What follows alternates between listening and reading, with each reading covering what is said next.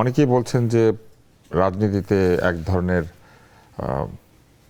ব্যবহার এসে হাজির হয়েছে, যেখানে বয়স্কদেরকে সম্মান করা হচ্ছে না, অথবা এমন ধরনের উক্তি করা হচ্ছে যে উক্তিগুলি আসলে ঠিক গ্রহণযোগ্য না।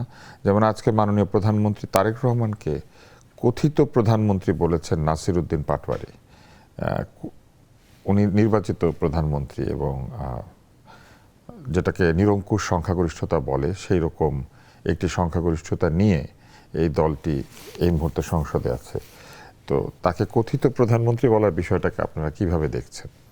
আমরা দেখেছি মির্জা আব্বাসকে নিয়েও বলেছেন। হ্যাঁ, নাসির উদ্দিন উনি আমাদের মির্জা আব্বাস সাহেব যে এলাকায় সবসময় দীর্ঘদিন ধরে নির্বাচন করে আসছেন, সেখানে এইবার প্রথম যখন সে নির্বাচন করতে গেল, গিয়ে দেখলাম যে আমাদের আব্বাস ভাইয়ের মতন এত সজ্জন একজন মানুষ, তাকে সকালে বলে গডফাদার, বিকেলে বলে আরেক ফাদার, এইরকম নানান কথাবার্তা, অদ্ভুত সব বিশেষণে তারা বিশেষায়িত সে করেছে।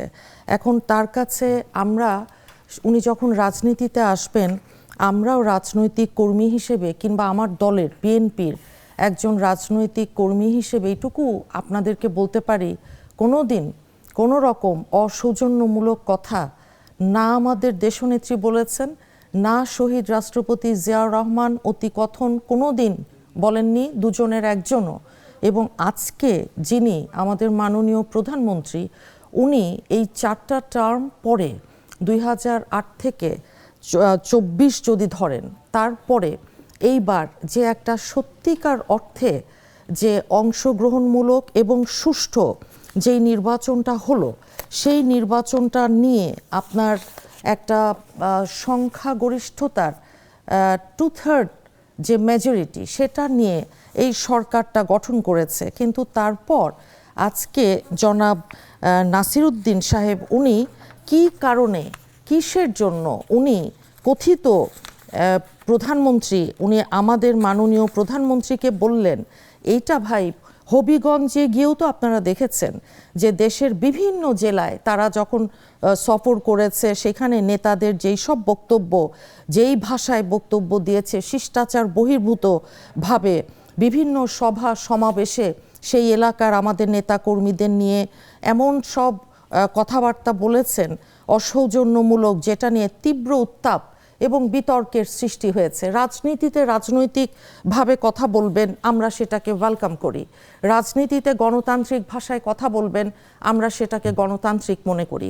কিন্তু রাজনীতিতে আওয়ামী লীগের থেকেও খারাপ ভাষায় কেউ কথা বলবেন, এই রকম একটা ফ্যাসিবাদ স্বৈরাচার তারা যাওয়ার পরে এখন নতুনভাবে এই রকম তাদের বক্তব্য, এটা আমি মনে করি যে শিষ্টাচার বহির্ভূত শুধু না, এটা অত্যন্ত কুরুচিপূর্ণ। এবং রাজনৈতিক যারা বিশ্লেষক আছেন, আমরা কথাবার্তা বলি, দেখেন সুস্থ গণতান্ত্রিক একটা চর্চা, সুস্থ গণতান্ত্রিক একটা ধারা, গঠনমূলক সমালোচনা আপনি করবেন, অবশ্যই করবেন, সেটাকে আমরা সবসময় স্বাগত জানাই। কিন্তু সেখানে আপনি ভাষার যেই ব্যবহার করবেন, সেখানে আপনি যদি সংযম না রাখেন, সেটা কিন্তু এটা লক্ষ লক্ষ না কোটি কোটি মানুষের মধ্যে, আমাদের মধ্যে কিন্তু এক ধরনের ক্ষোভ জন্ম দেয়। এখন দুর্নীতির অভিযোগ রাজনৈতিক অঙ্গনে বিভিন্ন নেতা এইবার ইন্টারিম গভর্নমেন্টের সময় আমরা দেখেছি বিভিন্ন আপনার নতুন যেই সংগঠন তারা তৈরি করেছেন, সেখানেও আমরা দেখেছি যেগুলো অনেক রকম আপনার কথাবার্তা, অভিযোগের তীর, কিন্তু সেগুলোর বাইরে বাদানুবাদের যে তীব্রতা, এইটা দিয়ে কি প্রমাণ করতে চান, কি হাসিল করতে চান, আমি এটা ঠিক বুঝতে অপারগ।